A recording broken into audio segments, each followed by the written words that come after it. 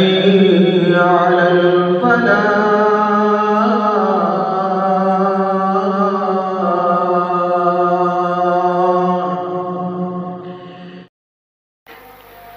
السلام عليكم ورحمة الله وبركاته.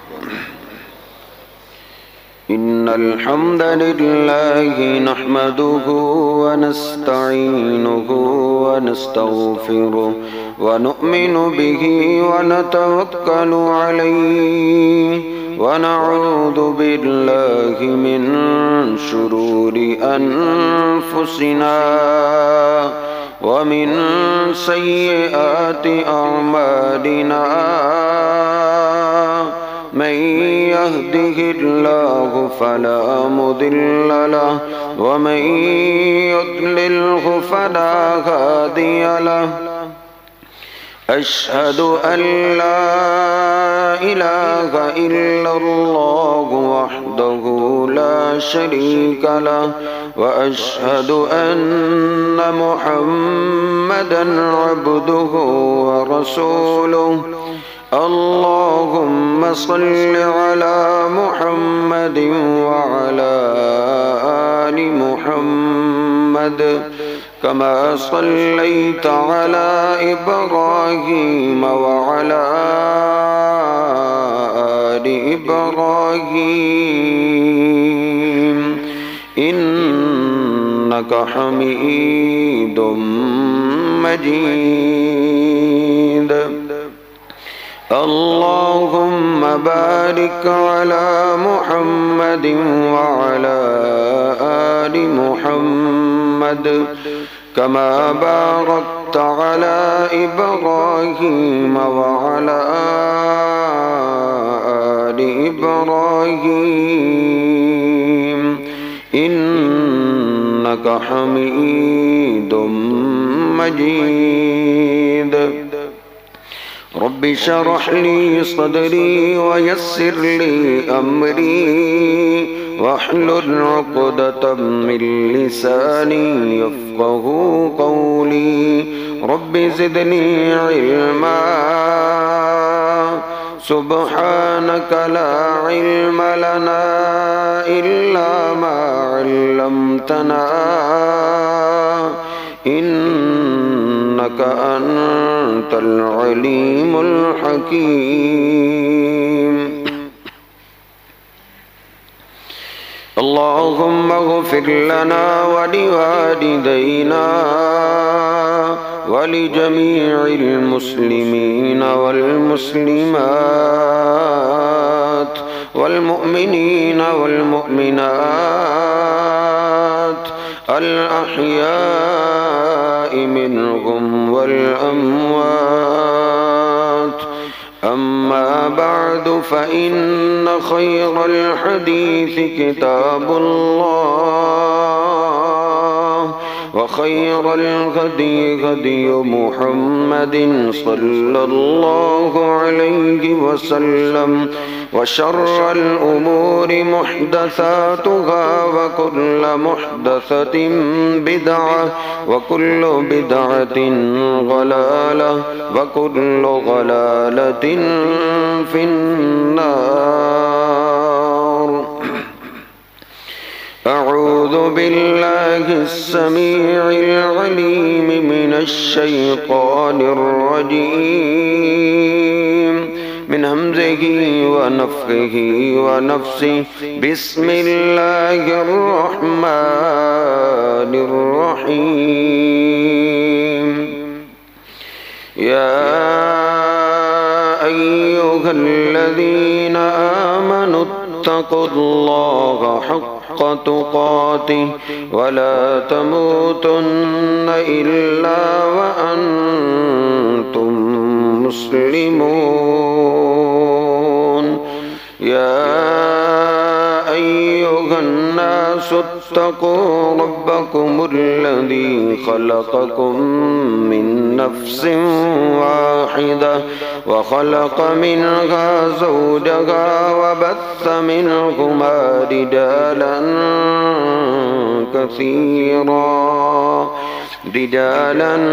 كثيرا ونساء واتقوا الله الذي تساءلون به والأرحام إن الله كان عليكم رقيبا يا أيها الذين آمنوا اتقوا الله وقولوا قولا سديدا يصلح لكم أعمالكم ويغفر لكم ذنوبكم ومن يطع الله ورسوله فقد فاز فوزا عظيما سبحان ربك رب العزة عما يصفون وسلام على المرسلين والحمد لله رب العالمين.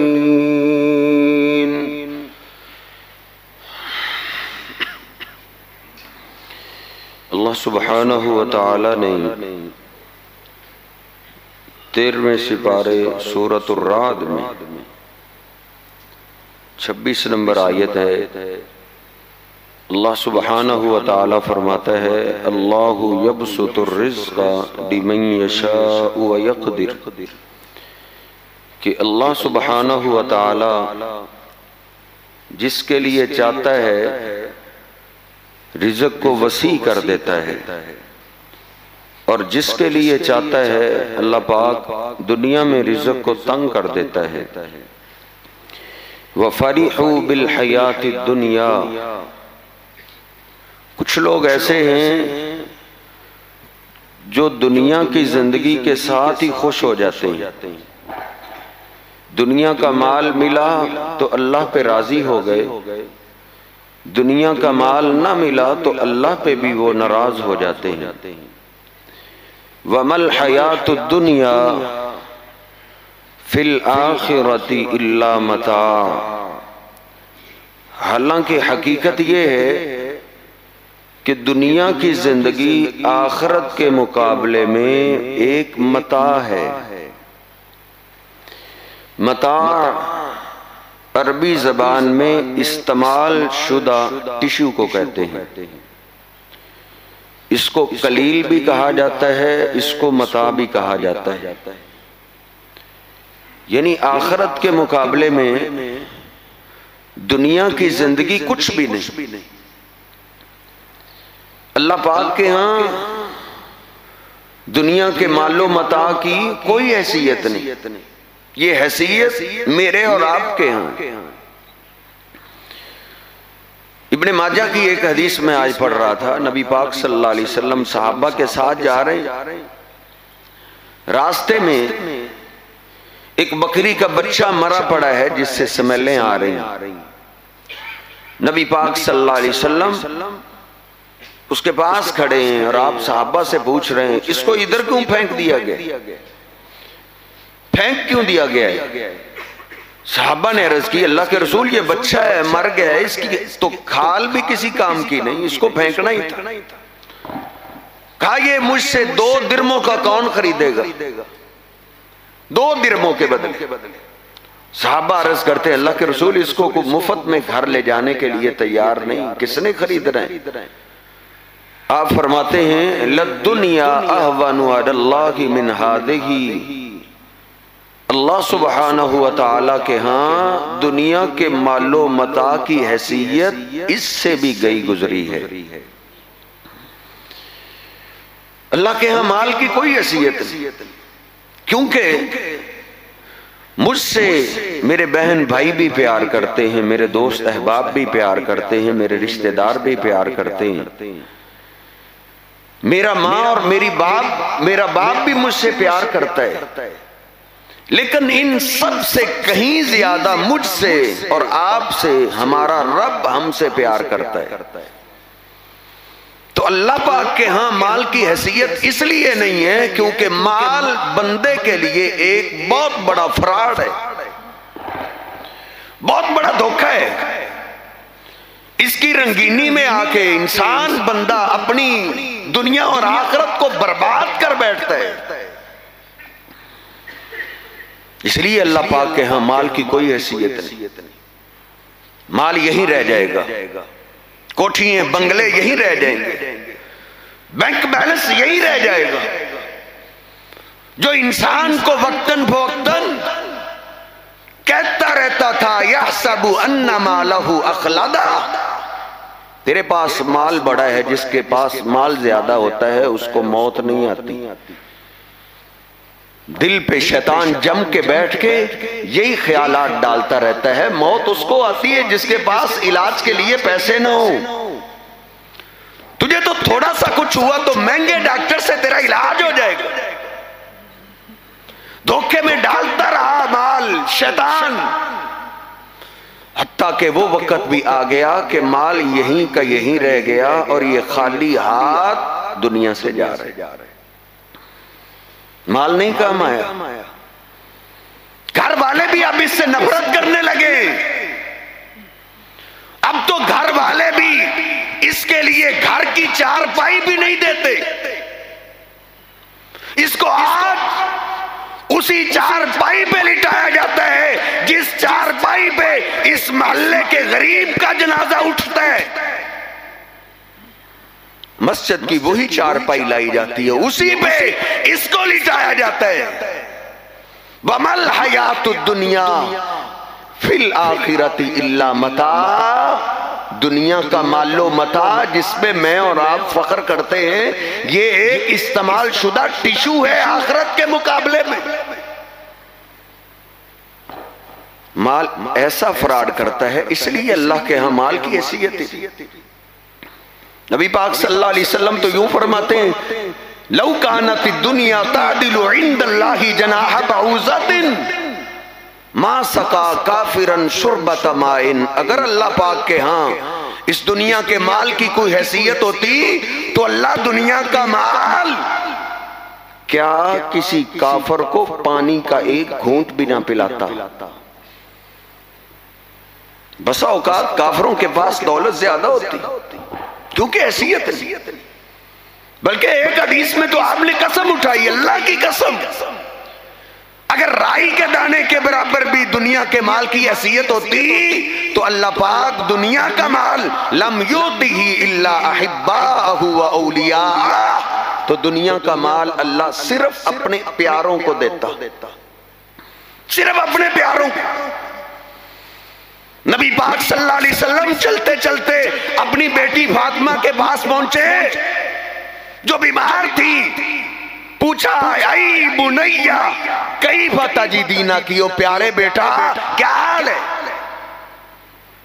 سیدہ فاطمہ کی آنکھوں میں آنسو آ گئے، اللہ کے رسول انہا لواجیۃ، وہ تو تکلیف بڑھ رہی ہے، اس تکلیف میں فاقہ کیسے ہو؟ اللہ کے رسول ما عندنا ما آکلو، آج ہمارے گھر میں کھانے کے لیے کچھ بھی نہیں، صبح سے شام ہو گئی ہے، رات بڑھ رہی ہے، آج مجھے کھانے کے لیے کچھ نہیں ملا۔ نبی پاک صلی اللہ علیہ وسلم کی آنکھوں میں آنسو آ گئے، آپ نے فرمایا تصبری، برداشت کیجئے، صبر کیجئے بیٹا، ما ذقت طعاما منذ ثلاثت ایام، تجھے آج نہیں ملا، مجھے 3 دن ہو گئے ہیں، 3 دنوں میں تیرے بابا نے کچھ نہیں کھایا، اس پیٹ میں پانی کے سوا کچھ نہیں گیا۔ ہمارا ہم و غم دنیا بن گئے، دل کا مریض بن گئے دنیا کے لالچ میں، اپنے گھر کا سارا ماحول دنیا داری کا میں نے اور آپ نے بنا دیا ہے۔ خوش نصیب وہی ہے جس کے پاس بڑی گاڑی ہے، خوش نصیب وہی ہے جس کے پاس ہر بیٹے کے پاس علیحدہ علیحدہ فیکٹری ہے، خوش نصیب وہی ہے مہنگے ترین ٹاؤن کے اندر جس کا بلند ترین محل اور بلڈنگ ہے۔ میرا اور آپ کا ہم و غم یہی بن گئے،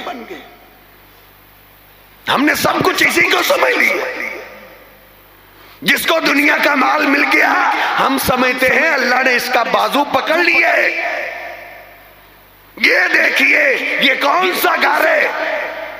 سیدہ فاطمہ کا، سیدنا علی پاک کا گھر ہے، جس گھر کے اندر کھانے پینے کے لیے کچھ نہیں، اور آپ کی ان سے زیادہ عجیب کیفیت ہے، کہا بیٹا 3 دنوں میں کچھ نہیں کھایا، وَلَكِنِّي آثَرْتُ الْآخِرَةَ عَلَى الدُّنْيَا۔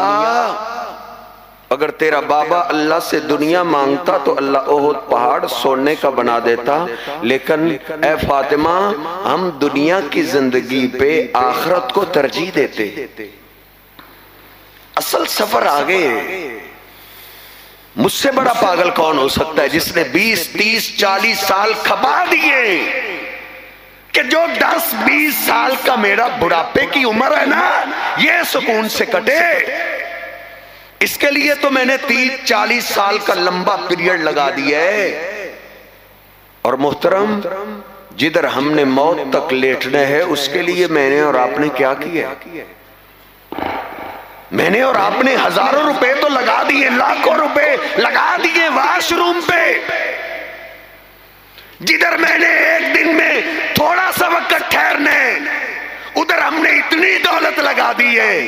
اور جدھر مرنے کے بعد جہاں مجھے دوست رشتہ دار احباب سب چھوڑ کے اکیلے کو واپس آ جائیں گے، پھر قیامت تک لمبی نیند ادھر رہنا ہے، اس کے لیے میں نے اور آپ نے کیا کیا؟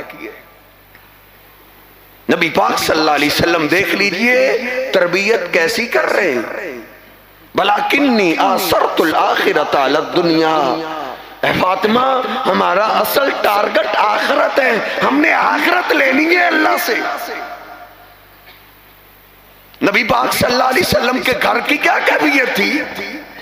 امی عائشہ فرماتی ہیں 3 مہینے گزر جاتے کسی گھر میں چولہا نہیں جلتا۔ 3 مہینے۔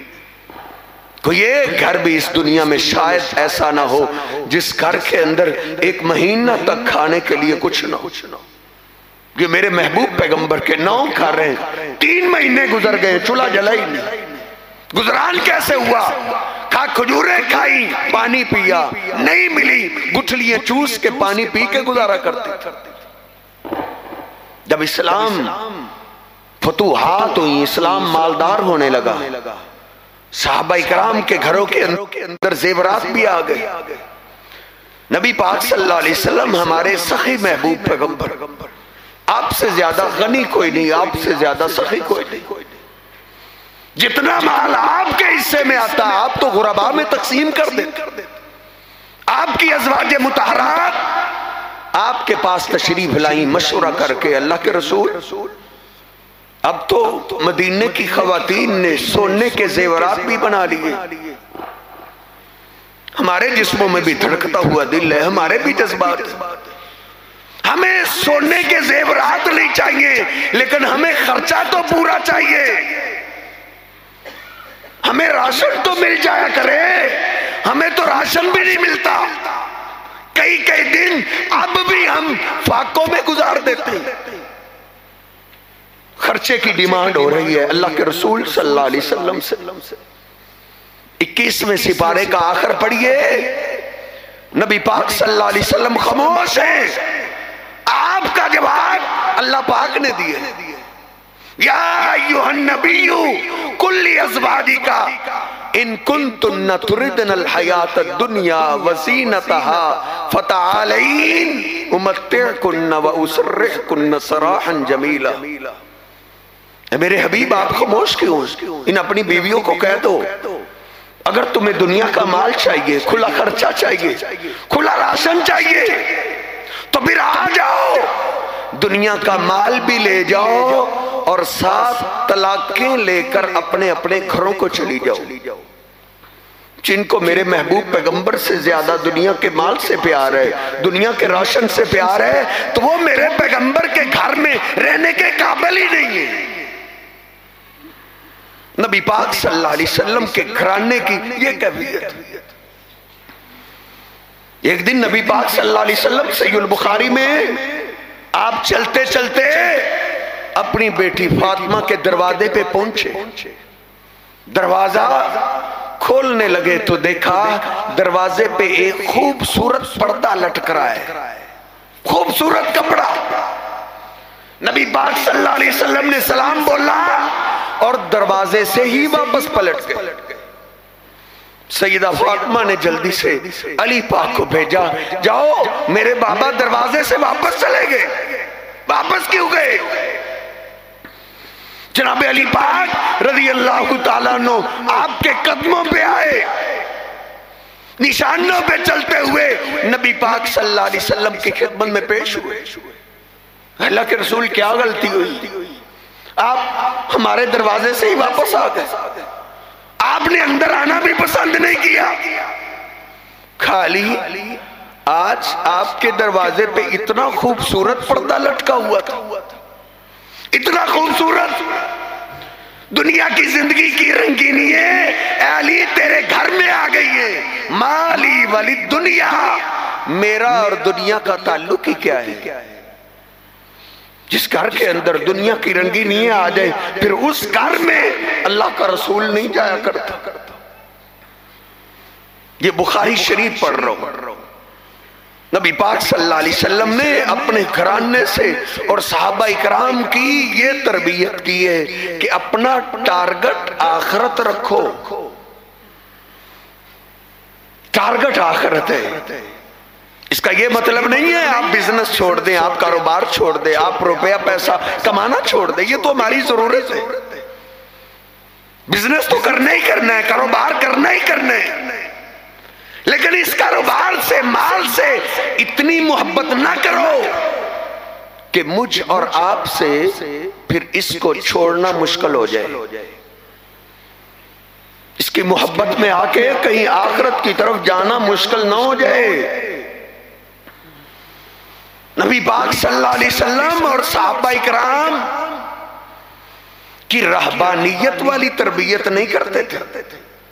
دنیا کماؤ لیکن آخرت کے لیے بھی کچھ نہ کچھ کماتے رہو، آخرت کی بھی فکر کرتے رہو، اصل ٹارگٹ اپنا آخرت کو سمجھو۔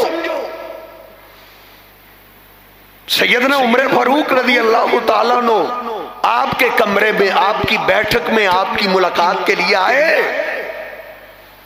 ڈرائنگ روم کھولا، پریشان ہو گئے۔ نبی پاک صلی اللہ علیہ وسلم کی کیا کیفیت ہے؟ بخاری شریف میں قد اثرت علی جنبہ، کہ آپ کے پاس بستر بھی نہیں ہے، چٹائی پہ لیٹے ہوئے، چٹائی سخت، ریشم سے زیادہ نرم، جسم پاک، اس چٹائی نے آپ کے جسم پہ نشان ڈال دیا۔ سیدنا عمر کہتے ہیں اسی پریشانی میں نے دائیں بائیں دیکھا کہ آپ کے پاس خزانہ کیا ہے، کتنی الماریاں ہیں، ہیرے وہ جواہرات سے کتنی بھری ہوئی ہیں، کتنے تالے لگے ہوئے۔ فرماتے ہیں جب میں نے دائیں بائیں دیکھا تو ایک طرف جوں پڑے ہوئے، دوسری طرف پانی کا مشکیزہ ہے، اس کے سوا آپ کے گھر میں کچھ بھی نہیں۔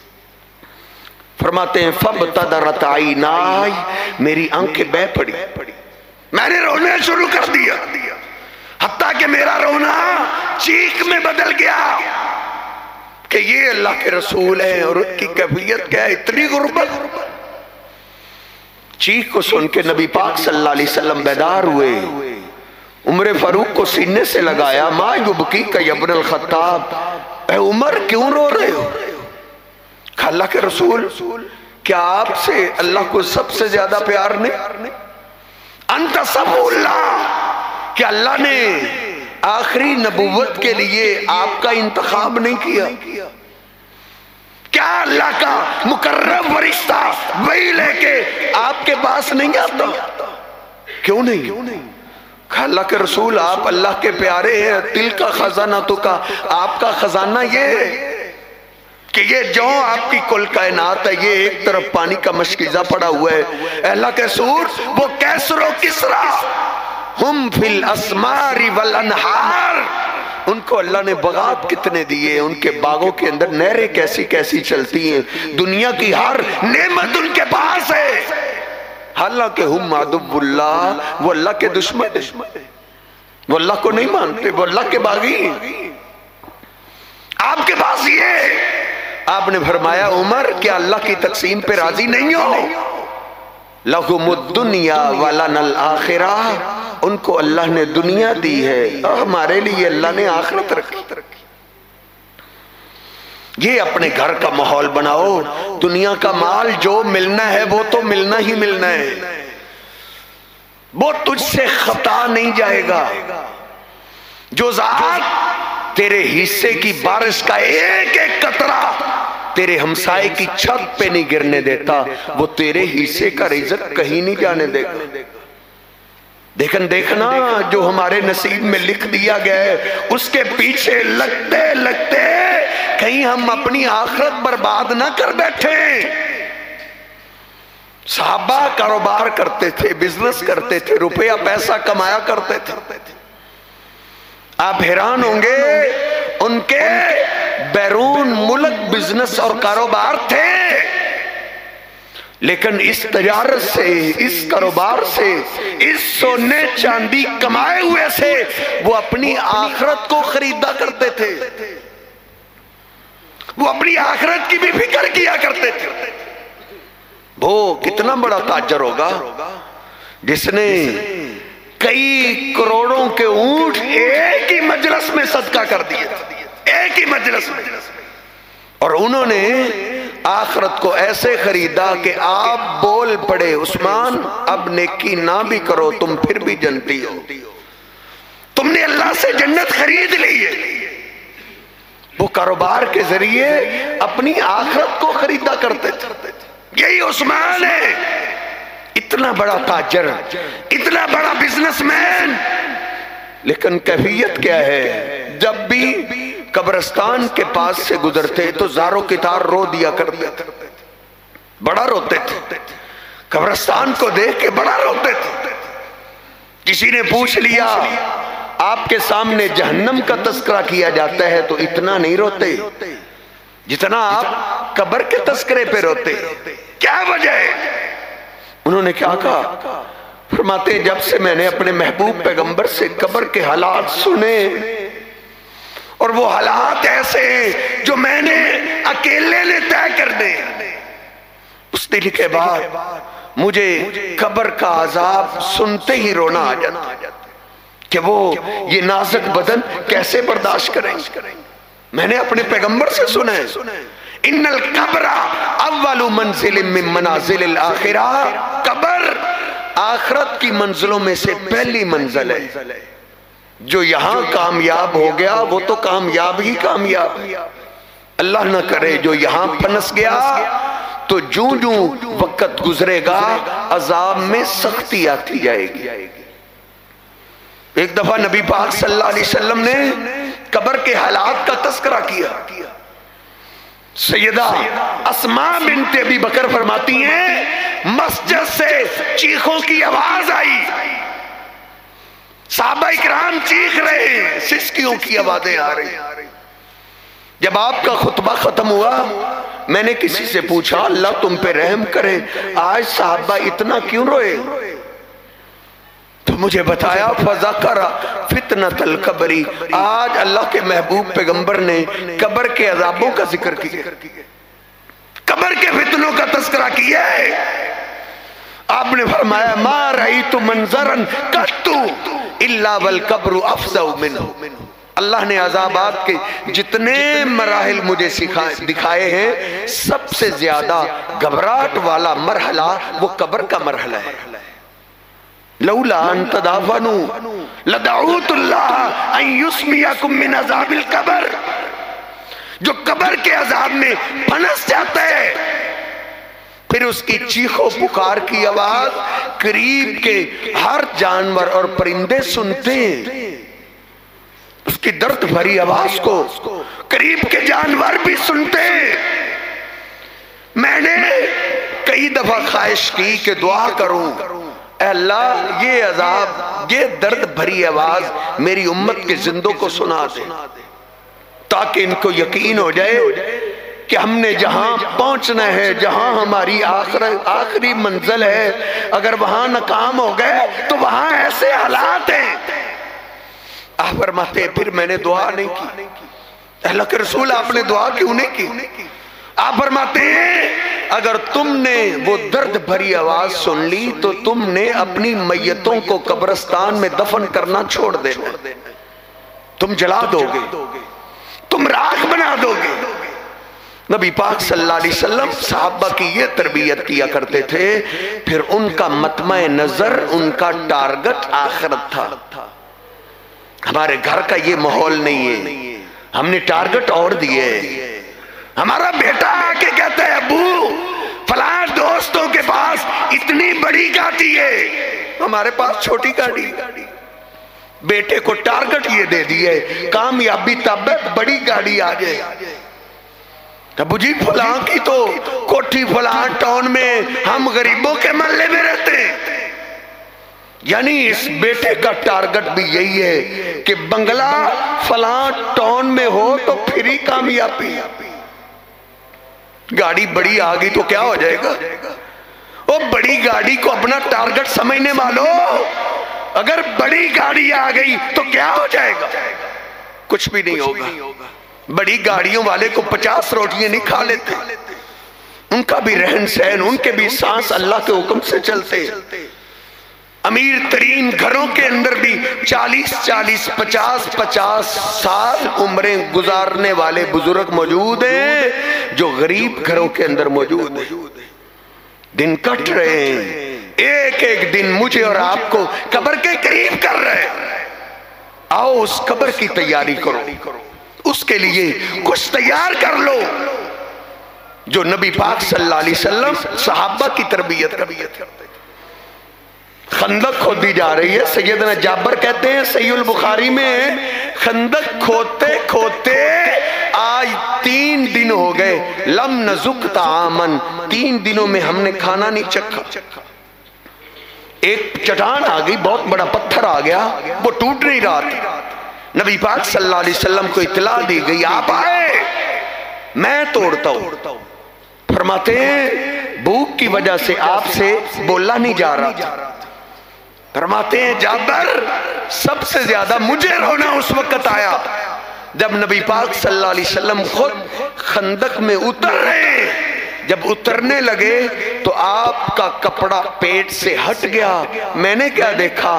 آپ نے اپنی کمر کو سیدھا کرنے کے لیے اپنے پیٹ پہ پتھر باندھا ہوا، اور نبی پاک صلی اللہ علیہ وسلم اس پتھر کو توڑ رہے ہیں اور کیا فرماتے ہیں؟ اللہم لا عیش الا عیش الآخرہ، اے اللہ اصل عیش آخرت کا عیش ہے، دنیا کی عیش کچھ بھی نہیں، اصل عیش آخرت کی عیش ہے۔ اللہم اغفر للمہاجرین والانصار، یہ تیرے دین کا کام کرنے والے 3 دن ہو گئے بھوکے پیاسے لگے ہوئے، ان کا بدلہ ان کو آخرت میں دینا۔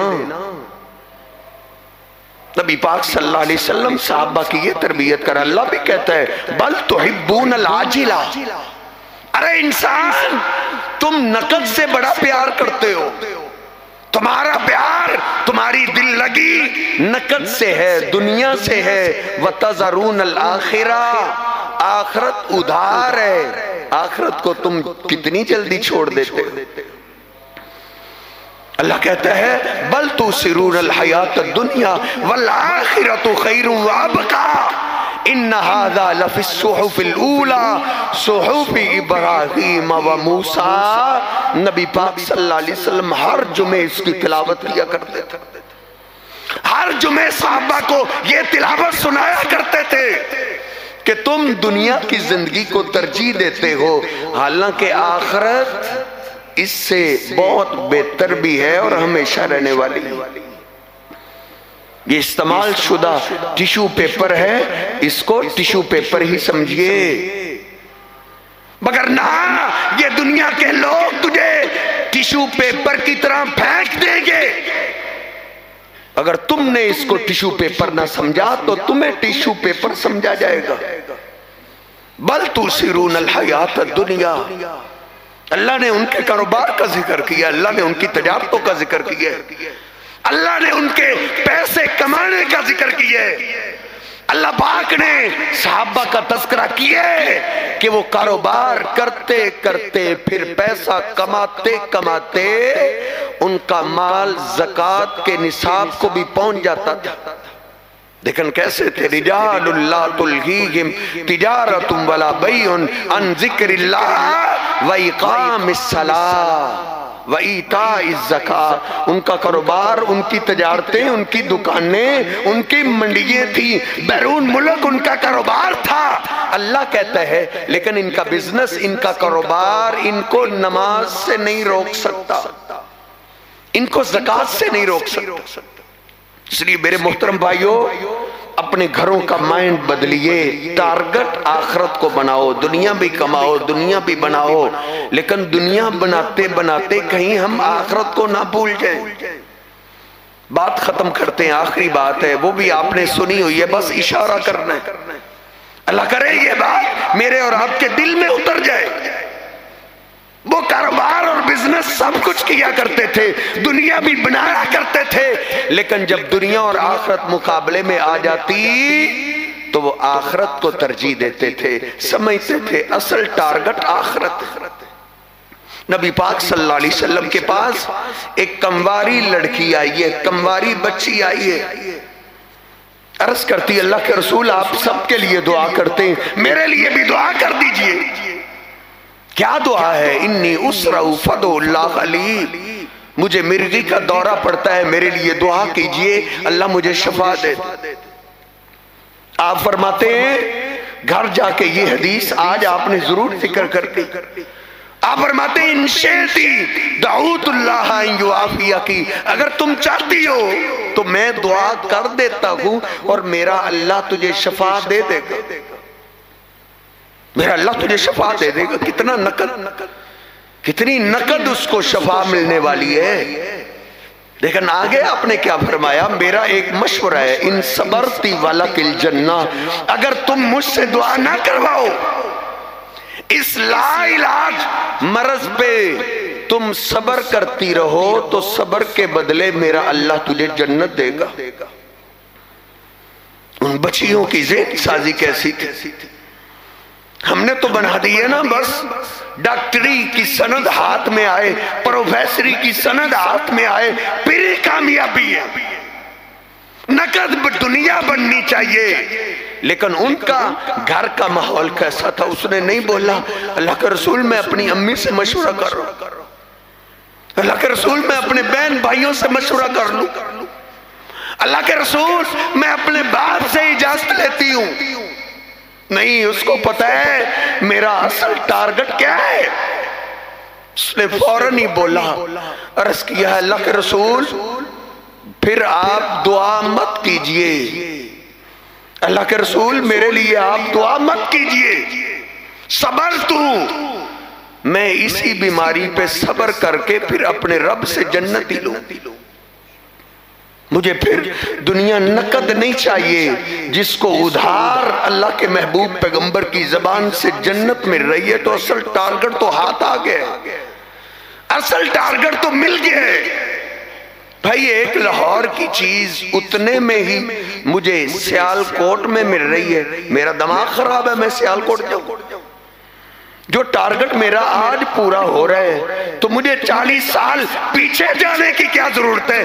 اس ٹارگٹ کو میں آج ہی حاصل کر سکتا۔ یہ صحابہ اکرام اور ان کے گھروں کا ماحول تھا۔ آؤ واپس پلٹیے، میں اور آپ اپنی آخرت کو سنواریں، آخرت کے لیے کچھ تیار کر لیں، میں اور آپ اس سے نصیحت حاصل کریں تو میرا اور اپنا فائدہ ہے، کسی کا کچھ نہیں جائے گا۔ اگر نصیحت حاصل نہ کی ہمارا اپنا نقصان۔ اللہ رب العزت مجھے اور آپ کو سمجھنے کی توفیق عطا فرمائے۔ واقول قولی ھذا استغفر اللہ لی ولکم ولسائر المسلمین۔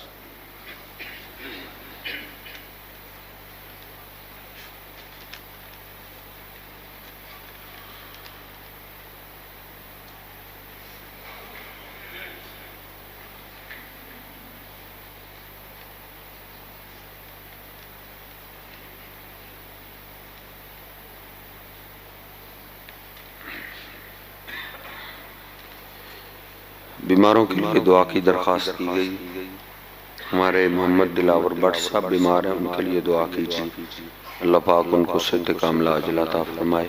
کتنے بھی مریض ہیں سب کے لیے دعا کیجیے، اللہ سب کو شفائے کاملہ عاجلہ عطا فرمائے۔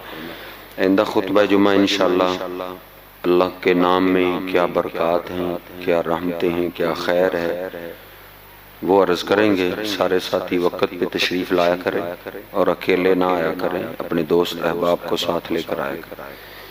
ان الحمد لله نحمده ونستعينه ونستغفره ونؤمن به ونتوكل عليه ونعوذ بالله من شرور انفسنا ومن سيئات اعمالنا من يهده الله فلا مضل له ومن يضلله فلا هادي له أشهد أن لا إله إلا الله وحده لا شريك له وأشهد أن محمدا عبده ورسوله اللهم صل على محمد وأزواجه وذريته كما صليت على آل إبراهيم وبارك على محمد وأزواجه وذريته كما باركت على آل إبراهيم إنك حميد مجيد ربنا